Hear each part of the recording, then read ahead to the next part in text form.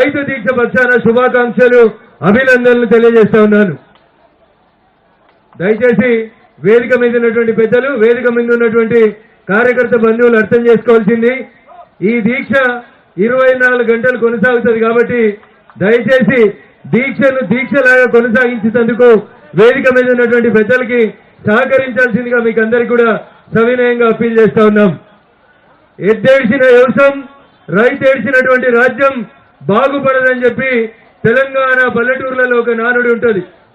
చంద్రశేఖరరావు తెలంగాణ రాష్ట్రం ఏర్పాటైన తర్వాత 10 సంవత్సరాల పాటు అనేక రకాలైనటువంటి హామీలు ఇచ్చి రైతన్నల్ని మోసం చేస్తే వేల సంఖ్య లోపల రైతులు ఆత్మహత్య చేసుకున్నారు. ఇది నిజం, నగ్న సత్యం.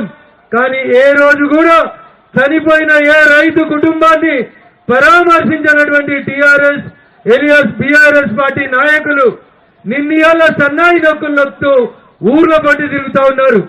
నేనొకటి ఆనాటి ప్రభుత్వాన్ని ఒక విషయం అడగదలుచుకున్నా, ఈ రోజున్న ప్రభుత్వాన్ని కూడా ఒక మాట అడగదలుచుకున్నా. ఆ రోజు చంద్రశేఖరరావు గారి నాయకత్వంలో అప్పటి ప్రభుత్వం ఏ రకమైనటువంటి తప్పుల్ని చేసిందో ఈ రోజు అధికారంలోకి వచ్చిన కాంగ్రెస్ పార్టీ కూడా అదే తప్పుల్ని కొనసాగిస్తా ఉంది.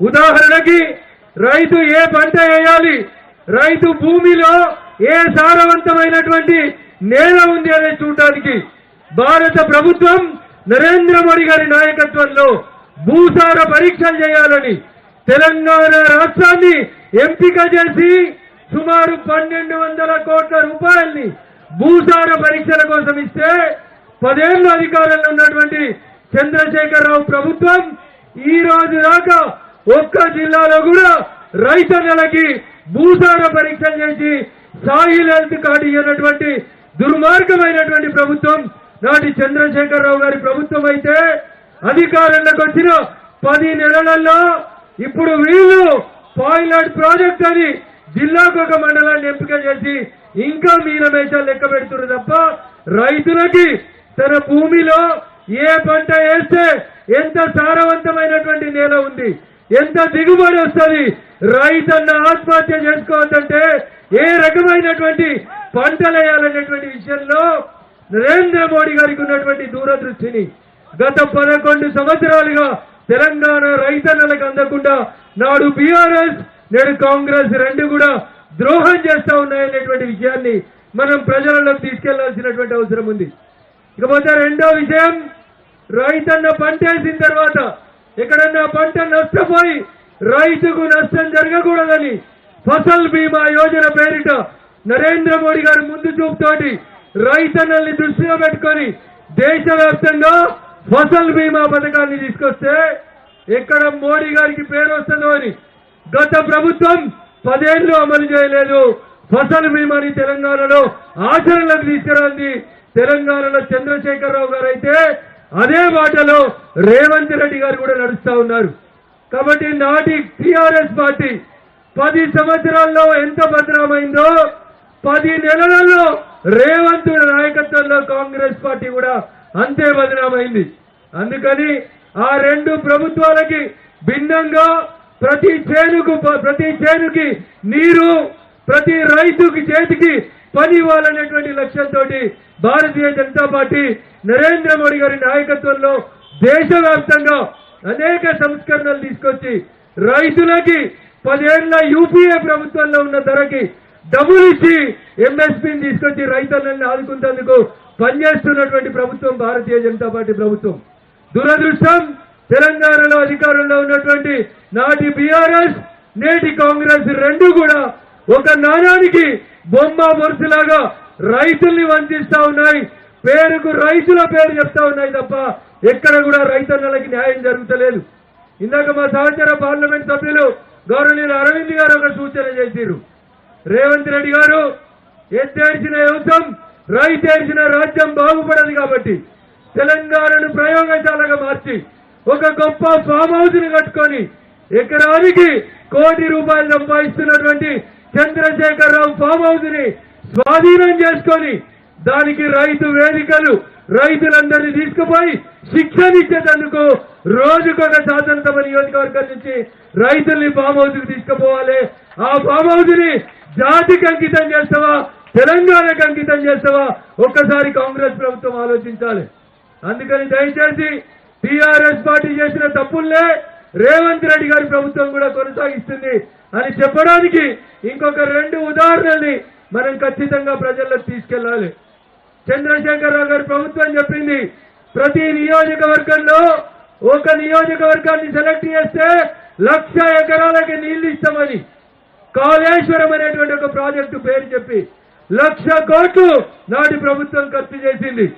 దోసిండ్రా, దాసిండ్రా, కాంట్రాక్టర్లకు ఇచ్చిర్రా అనేటువంటి అంశాన్ని కొద్దిసేపు పక్కన పెడితే 1,00,000 కోట్ల రూపాయల ప్రజాధనాన్ని చంద్రశేఖరరావు గారి ప్రభుత్వం దుర్వినియోగం చేస్తే ఆ రోజు పిసిసి ప్రెసిడెంట్ గా మల్కాజిగిరి ఎంపీగా ఉన్నటువంటి రేవంత్ రెడ్డి గారు ఏం చెప్పారంటే మేము అధికారంలోకి రాగానే ఈ 1,00,000 కోట్లని కక్కిస్తాం, ఒక హైకోర్టు సిట్టింగ్ జడ్జి తోటి విచారణ చేపిస్తాం, చంద్రశేఖరరావు అవినీతిని మొత్తం ప్రజాబాహల్యంలోకి తీసుకొస్తామని చెప్పి అలవిగానటువంటి హామీలు ఇచ్చి ఇలా సిట్టింగ్ జడ్జిలు దొరకలే కాంగ్రెస్ కి.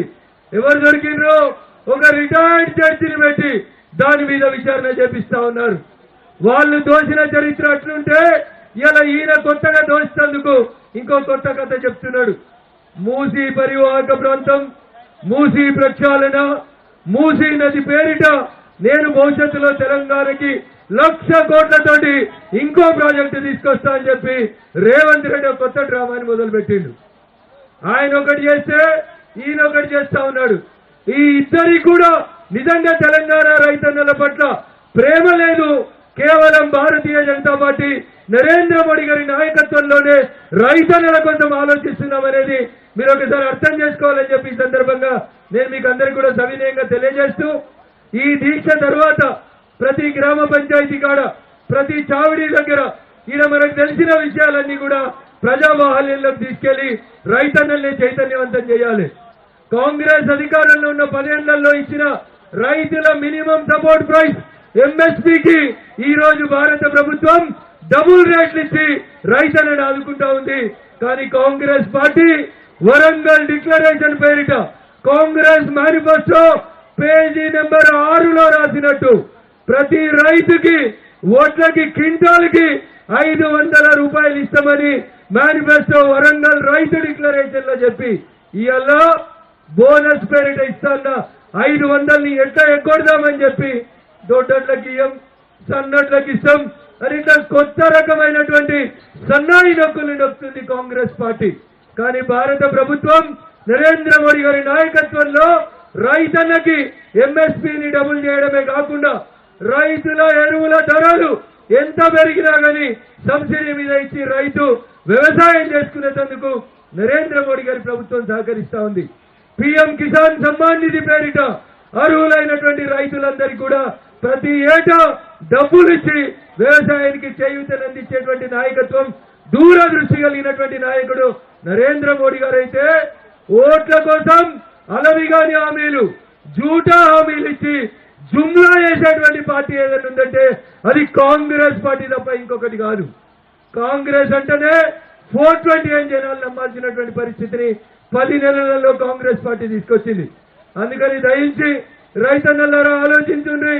కాంగ్రెస్ ఇచ్చిన హామీలు, కాంగ్రెస్ అమలు చేస్తామని చెప్పిన మాటలు, రైతు డిక్లరేషన్ పేరిట ఢిల్లీకి వెళ్లి నాయకుల్ని తీసుకొని వచ్చి వరంగల్లో చెప్పిన మాటల్ని ప్రతి మొబైల్ ఫోన్ లో ఈ 24 గంటల రైతు దీక్షలో మళ్ళీ మనం ప్రతి ఇంటికి చేరేలాగా వరంగల్ డిక్లరేషన్ సీడీలని మన మొబైల్ ఫోన్లలో వినిపించాలని చెప్పి మీకు అందరికీ కూడా తెలియజేస్తూ, కేవలం తెలంగాణ రాష్ట్రంలో తెలంగాణ రైతాంగం ఎదుర్కొంటున్నటువంటి సమస్యలు పరిష్కారం కావాలన్నా, ఈ సమస్యలన్నింటికి ఒక దిక్సూచి, ఒక నావ కనబడాలంటే దానికి కేవలం భారతీయ జనతా పార్టీ మాత్రమే డైరెక్షన్ ఇవ్వగలుగుతుంది అనేటువంటి ఒక మంచి ఆలోచనతో ఈ 24 గంటల రైతు దీక్షని ప్రారంభించి తెలంగాణలో ఉన్న రైతన్నల్ని మేల్కొల్పేందుకు పార్టీ చేస్తున్నటువంటి ఈ లక్ష్యాన్ని, ఈ కార్యక్రమాన్ని ప్రతి బూత్ వరకు, ప్రతి గ్రామ పంచాయతీ వరకు తీసుకెళ్లాలని మీకు అందరికీ కూడా విజ్ఞప్తి చేస్తూ, అవకాశం ఇచ్చినటువంటి వేదిక మీద ఉన్నటువంటి పెద్దలందరికీ, ముందున్నటువంటి రైతు బాంధవులందరికీ కూడా పేరు పేరున శుభాకాంక్షలు, అభినందనలు తెలియజేస్తూ సెలవు తీసుకుంటా ఉన్నాను. జై జవాన్, ఏమైనా స్లోగన్స్ ఏం దాకా పోవాలి? గీనే ఉంది సెక్రటరియట్ పక్కన. జర గట్టిగా చెప్పారు కదా, చెట్ట కింద ఉన్న మా అన్నలు గట్టిగా చెప్పాలి. జై జవాన్, జై జవాన్, జై జవాన్.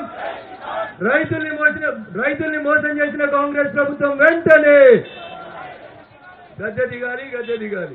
రైతుల్ని మోసం చేసిన కాంగ్రెస్ ప్రభుత్వం వెంటనే, రైతుల్ని మోసం చేసిన కాంగ్రెస్ ప్రభుత్వం వెంటనే 6 హామీలను వెంటనే 6 హామీలను వెంటనే. జై హింద్, జై భారత్. Thank you. ఒక సాంగ్ వేయండి.